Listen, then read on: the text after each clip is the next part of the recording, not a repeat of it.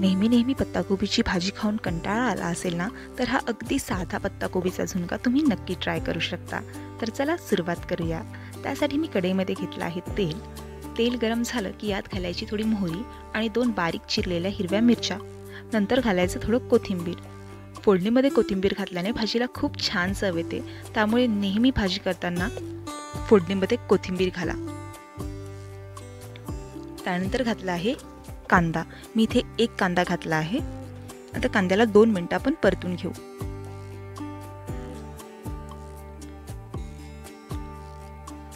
कांदा परतून झाला की यात घालायची थोडी हळद, अर्धा चमचा तिखट, चवीनुसार मीठ आणि याला सुद्धा एखादी मिनिट आपण परतून घेऊ.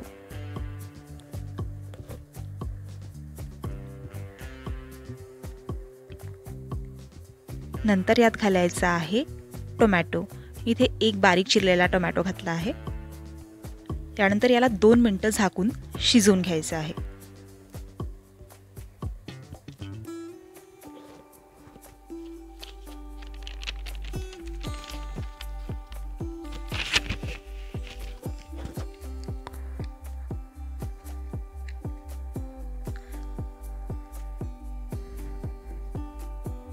नंतर यात घालायची पत्ताकोबी.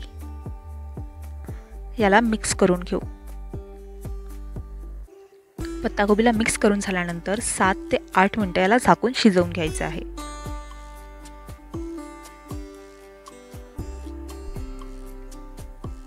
पत्ताकोबी शिजली की त्यानंतर यात घालायचं आहे 3 चमचे बेसन.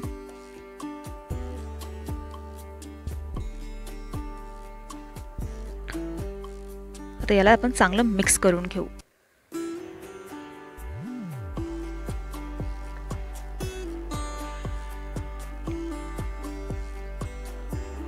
मिक्स करून झालं की याला 5 ते 6 मिनिटं झाकून शिजवून घ्यायचं आहे.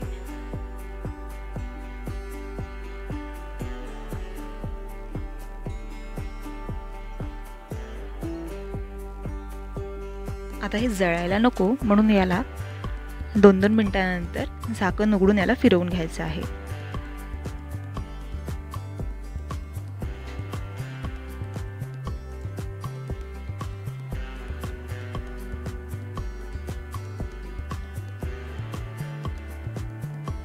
आता यामध्ये घालायचं आहे पाणी. मी साधारण अर्धा कप पाणी यात घातलं आहे.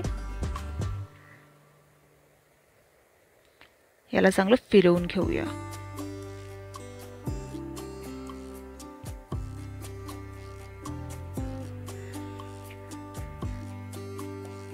त्याला 5 ते 6 मिनिटं आपण झाकून शिजवून घेऊ.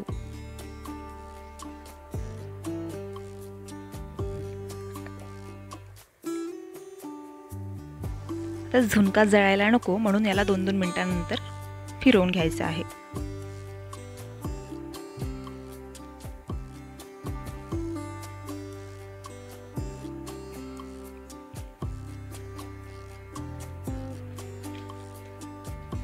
झुणका छान शिजून तयार झालेला आहे.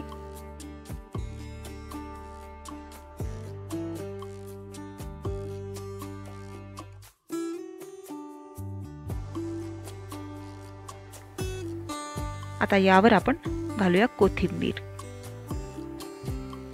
आणि तयार झाला आहे पत्ताकोबीचा झुणका.